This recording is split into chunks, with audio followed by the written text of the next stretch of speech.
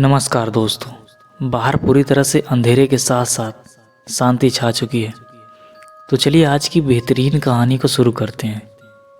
तो ये उन दिनों की बात है जब मैं अपने घर से दूर शहर में एक कमरा किराए पर लेकर अकेला रहता था और कॉलेज में पढ़ाई करता था। मेरे पास खुद की कार थी जिससे मैं कॉलेज आया जाया करता था। अब मुझे शहर में खर्चे की कमी आने लगी थी, तो मैंने सोचा चलो थोड़ा बहुत साइड वर्क कर लिया जाए। तो मैं वहीं शहर में डिलीवरी बॉय का काम करने लगा और अब मैं डिलीवरी देकर अपना पूरा खर्चा निकाल लिया करता था। एक दिन की बात है, उस दिन मुझे कोई भी अच्छी ऑर्डर नहीं मिली थी।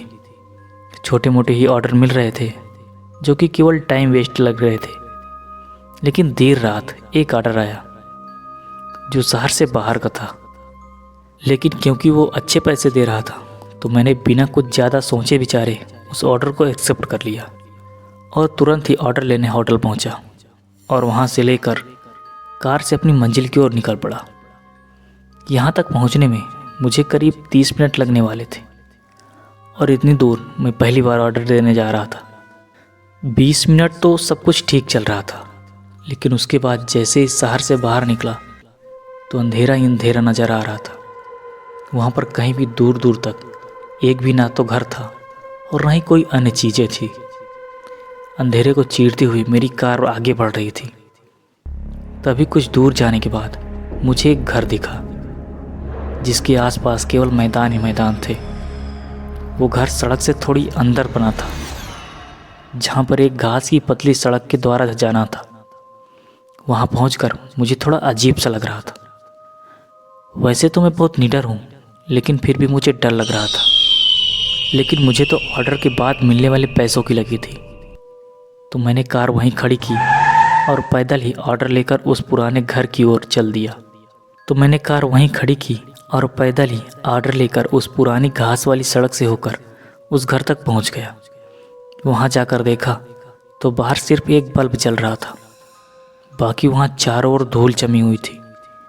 पर मुझे क्या, मैंने चुपचाप दरवाजे के पास पहुंचकर डोरबेल बजाई, लेकिन किसी ने भी दरवाज़ा नहीं खोला और ना ही किसी की आवाज़ आई। फिर मैं उस घर को ध्यान से देखने लगा तो उस घर की खिड़कियां ऐसी लग रही थी जैसे सड़ी गली हो और पूरा घर अंधेरे से भरा हुआ था। और जो बल्ब बाहर बरामदे में लगा था वो एक सोलर पावर से चलने वाला बल्ब था, जिसे जलाने के लिए किसी भी व्यक्ति की आवश्यकता नहीं पड़ती। मैं सारी कड़ियाँ जोड़ ही रहा था कि एक कार मेरी कार के पीछे आकर खड़ी हो गई। बस मैं उसके हेडलाइट की ओर ही देखे जा रहा था। उसमें से एक आदमी बाहर आया जो बहुत ही बड़ा था और अजीब दिख रहा था। फिर मुझे भी घटना की गंभीरता को समझने में देर नहीं लगी और मैं सब कुछ छोड़कर घर के पीछे खेत की मैदान की ओर बहुत तेजी से भागा। फिर मैंने देखा कि वो भी मेरे पीछे आ रहा था। फिर मैंने भी बिना पीछे देखे करीब 10 मिनट तक दौड़ लगाई।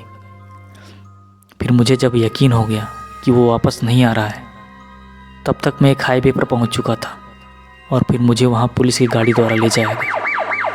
फिर जब मैं दूसरे दिन उस घर के पास पहुंचा तो वहां मेरी कार और ऑर्डर पड़ा हुआ था।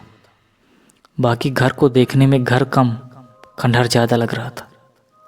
दोस्तों, उस दिन मेरी किस्मत ठीक थी जिससे मेरी जान बच गई, नहीं तो ये कहानी मैं आज आपको नहीं सुना रहा होता।